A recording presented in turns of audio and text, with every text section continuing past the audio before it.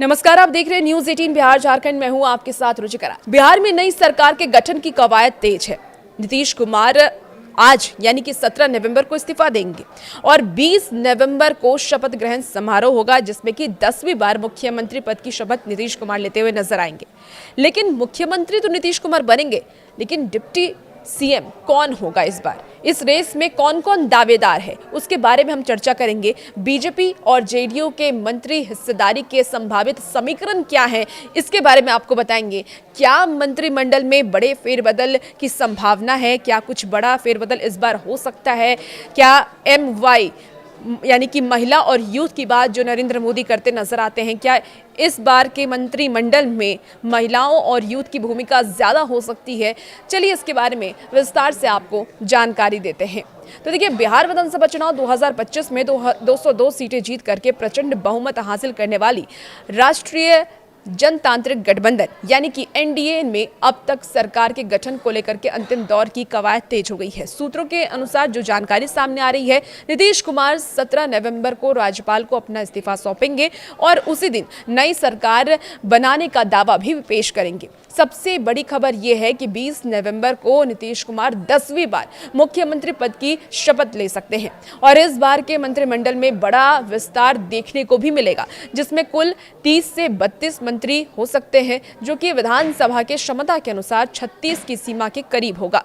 खास बात यह है कि विधानसभा में सबसे बड़ी पार्टी होने के बावजूद भारतीय जनता पार्टी और जनता दल यूनाइटेड के बराबर मंत्री हो सकते हैं, जिससे कि सरकार में नीतीश कुमार की पार्टी का कद एक बार फिर से बढ़ना तय माना जा रहा है।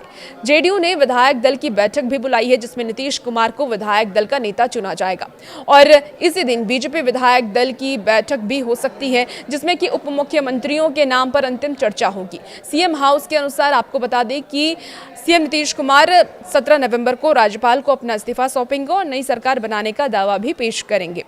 सहयोगी दल की बात कर लें, जिसमें कि LGP-RV है और RLM है, हम हैं। तो सबसे पहले LGP-RV की बात कर लेते हैं। LGP-RV और RLM ने भी साफ कर दिया है कि नीतीश कुमार ही मुख्यमंत्री होने वाले हैं। अब नई समीकरण को भी जरा आप समझ लीजिए कि यह जो नया समीकरण है वो कैसे होने वाला है। तो 68 सदस्य हारे हैं और 111 सदस्य जीत करके वापस अपनी सरकार में लौटे हैं। ऐसे में डिप्टी सीएम को लेकर के रेस जारी है। चिराग पासवान डिप्टी सीएम पर दावा ठोक रहे हैं। 3 नाम चर्चा में इस वक्त है।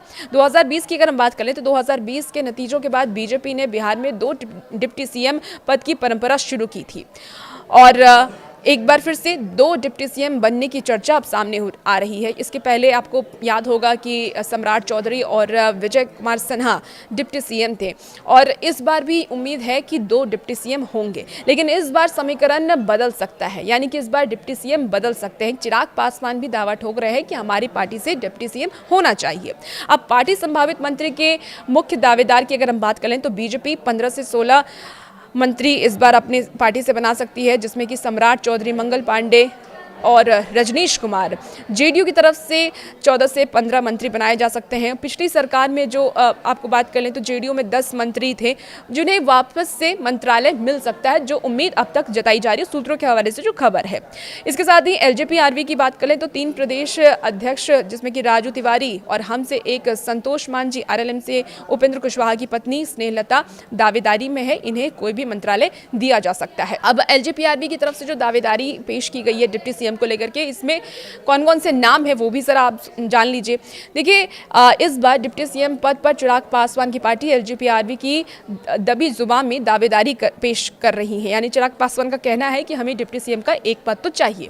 अब चिराग पासवान की पार्टी 19 सीटों पर जीत हासिल की है। उन्हें जो 30 सीटें दी गई थी उसमें से 19 सीटें उन्होंने जीत ली है। साथ में NDA में तीसरी सबसे बड़ी भी पार्टी बन गई है। अब डिप्टी सीएम की रेस की अगर हम बात करें तो फिलहाल जो उम्मीदवार हैं वो सम्राट चौधरी हैं बीजेपी की तरफ से, जो अभी पहले भी रह चुके हैं।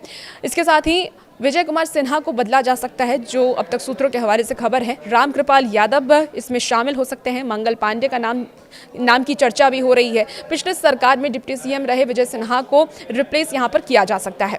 हालांकि वो अभी भी डिप्टी सीएम की रेस में हैं हो सकता है कि फिर से उन्हें रिपीट कर दिया जाए, लेकिन अभी इसकी संभावना कम है। मंत्रिमंडल का संभावित फॉर्मूला तय भी हो चुका है। अब क्या है संभावित फॉर्मूला, वो भी एक बार आप विस्तार से समझ लीजिए।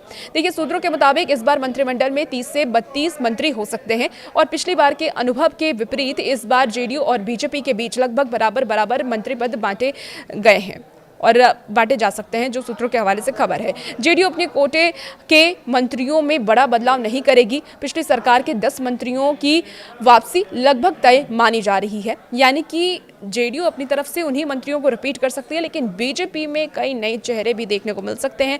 देखना होगा कि प्रधानमंत्री नरेंद्र मोदी ने जिन बात को दोहराया था, MY समीकरण, महिला और यूथ की बात को दोहराया था, क्या बीजेपी अपने मंत्रिमंडल में महिला और यूथ को जगह देती है? ये देखना बेहद ही दिलचस्प होने वाला है। और ये भी देखना दिलचस्प होने वाला है कि इस बार 2 डिप्टी CM कौन होते हैं। क्या LJPRB की तरफ से कोई डिप्टी CM बनते हैं या फिर पिछले ही डिप्टी CM को रिपीट किया जाता है। और भी ऐसी वीडियोस के लिए बने रहिए न्यूज़ 18 बिहार झारखंड के साथ।